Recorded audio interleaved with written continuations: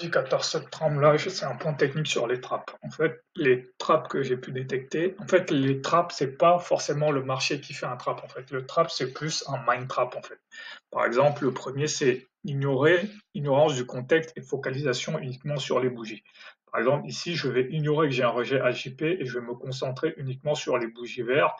Et au lieu de vendre ici, je vais acheter.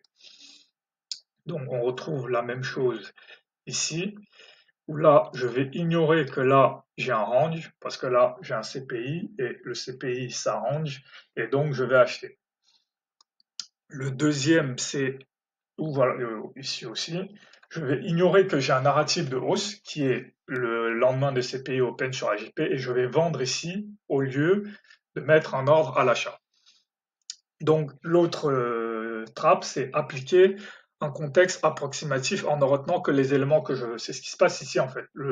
La journée de CPI, en fait, je ne retiens que le fait que le CPI va tester HJP et BJP, ce qui arrive peut-être 20% du temps, et j'ignore le fait que le reste du temps, le CPI range, en fait, et que ça, c'est un range tout à fait normal. On arrive ici, on se retourne à 16h15, 70% du temps, le range s'arrête sur H1530. Et j'ignore complètement ça, en fait. Donc ça, c'est un autre trap. Ignorance de ce qui est le plus probable pour se concentrer sur ce qui est le moins probable. C'est ce qui se passe ici, où j'ignore le rejet AJP et je me concentre sur le RB50, alors que rejet AJP, c'est une proba de 60%, en fait. Et ensuite, le dernier trap, c'est ce que j'appelle se focaliser sur le fait de se prendre un SL au lieu d'exécuter le signal. C'est ce qui se passe ici. C'est qu'en fait, j'ai un narratif de PH parce que je suis la veille d'un CPI. Et donc, au lieu de rajouter ici, je ne vais plus penser qu'au fait de me prendre un SL et je ne vais pas rajouter ici.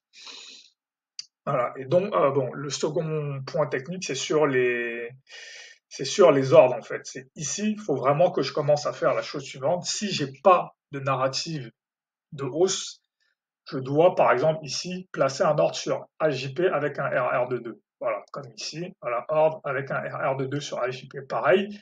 Second point, quand cette baisse commence, ce que je dois faire, c'est pas chercher des hausses, mais se dire, je définis cette zone, et dès qu'on rentre dans cette zone, je vais prendre tous les trades qui me permettent d'avoir un RR de 2.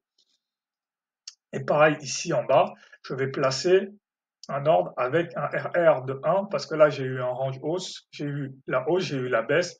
Le plus probable, c'est qu'on ait au minimum un CL50 ou un full retrace. Donc, si je peux placer un trade avec un RR de 2 sur le CL50, c'est un très bon trade. Deuxième point, c'est ici. Là, j'ai eu une baisse, j'ai eu une accumulation sur AJP. Donc là, c'est probablement un double bottom. Ce que je vais faire ici, c'est placer pareil, définir une zone dans laquelle je peux placer un trade avec un RR de 1 et si on rentre dans cette zone, je dois acheter. Ici, c'est un autre type de placement. J'ai un narratif très fort de PH parce que là, on est la veille d'un CPI. Donc, je définis mon retracement de 50% et là, je vais placer un trade à 3 points un trade avec un SL de 6 à 3 points de mon RB50. Ici, voilà, j'ai pas de narratif de hausse, donc je place tout simplement un ordre de vente sur le PAJ. Il n'y a rien de spécial. Et je peux même aussi placer ici un ordre d'achat sur le PBJ. Et ici, voilà, ici, ça va être de placer des ordres d'achat sur les fair value gap. En fait, j'ai un narratif de PH, donc je place un ordre d'achat ici sur le fair value gap. Ici, je place un ordre d'achat sur le bull flag ici. C'est vraiment très important. Donc voilà, je vais faire une pause ici pour lire tout ça. Donc ces éléments-là sont vraiment très très importants pour le futur. Parce que je peux voir ici que si je fais ça ici, au lieu de rentrer sur le bull flag, mon RR de 1 aurait été là. Pareil ici, au lieu de rentrer sur le bull flag, j'aurais pu avoir mon RR de 1. Or là, en attendant la bougie, j'ai pas mon RR de 1. Ça veut pas dire qu'il faut pas rentrer sur les bougies, mais ça veut dire que c'est un outil en plus, en fait, pour optimiser.